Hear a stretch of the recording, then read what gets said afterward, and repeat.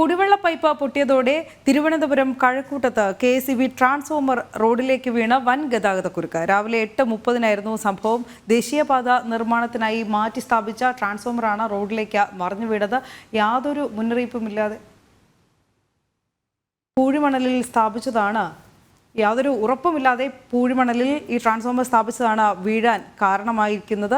ഇതോടെ കഴക്കൂട്ടം പള്ളിപ്പുറം ദേശീയപാതയിൽ ഗതാഗതവും സ്തംഭിച്ച നിലയിൽ. ശാലിനി കൂടുതൽ വിവരങ്ങളുമായി ചേരുന്നു. ശാലിനി, വിശദാംശങ്ങൾ. ഇന്ന് രാവിലെ 8:30 ഇത്തരത്തിലൊരു സംഭവം തിരുവനന്തപുരം കഴക്കൂട്ടത്തുണ്ടാകുന്നത്.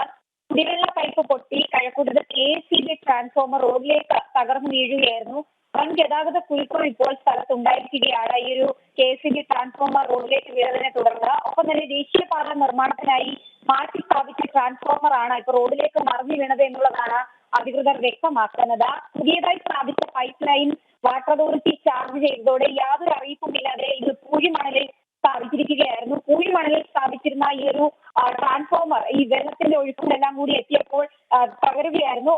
തൊട്ടു പിന്നാലെ തന്നെ മണലിൽ സ്ഥാപിച്ചിരുന്ന ട്രാൻസ്ഫോമർ വീഴുകയും ചെയ്തു. കഴക്കൂട്ടം മുതൽ പള്ളിപ്പുറം വരെയാണ് ഇപ്പോൾ നിലവിൽ ഗതാഗതം സ്ഥാപിച്ചിട്ടുള്ളത്.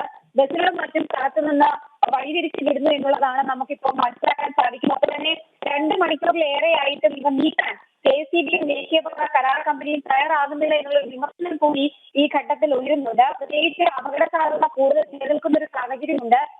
വെള്ളം സമീപത്തുകൂടി ഒഴുകുന്നു. ഒപ്പം തന്നെ KSEBയിലെ ട്രാൻസ്ഫോമറാണ് തകർന്നു വീണിട്ടുള്ളത്. മെയിൻ ട്രാൻസ്ഫോമർ ആണ്. സ്വാഭാവികമായും അപകടം ഉണ്ടാകാനുള്ള സാധ്യതകൾ ഏറി നിൽക്കുമ്പോൾ KSEBയുടെ ഭാഗത്തു നിന്ന് വീഴ്ച ഉണ്ടാകുന്നു എന്നുള്ളതാണ് പ്രദേശവാസികൾ വ്യക്തമാക്കുന്നത്. മാത്രമല്ല, ഈ അപകടം സംഭവിക്കുമ്പോൾ സമീപത്തുകൂടി ഒരു കാറ് പോയിരുന്നു. കാർ യാത്രയിൽ തലമാരയൊക്കെയാണ് രക്ഷപ്പെട്ടത് എന്നുള്ളതാണ് ഇപ്പോൾ ദൃക്സാക്ഷി വ്യക്തമാക്കുന്നത്. മാത്രമല്ല, പള്ളിപ്പുറം CRPF ക്യാമ്പിലേക്ക് പുതിയതായി സ്ഥാപിച്ച് 250 mm GI പൈപ്പും ഒപ്പം തന്നെ 160 mm PVC പൈപ്പുമാണ് പൊട്ടിയത് എന്നുള്ളതാണ് ഇപ്പോൾ നമുക്ക് മനസ്സിലാക്കാൻ സാധിക്കുന്നത്.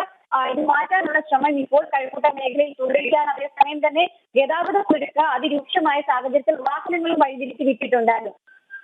ശരി ശാലിനി.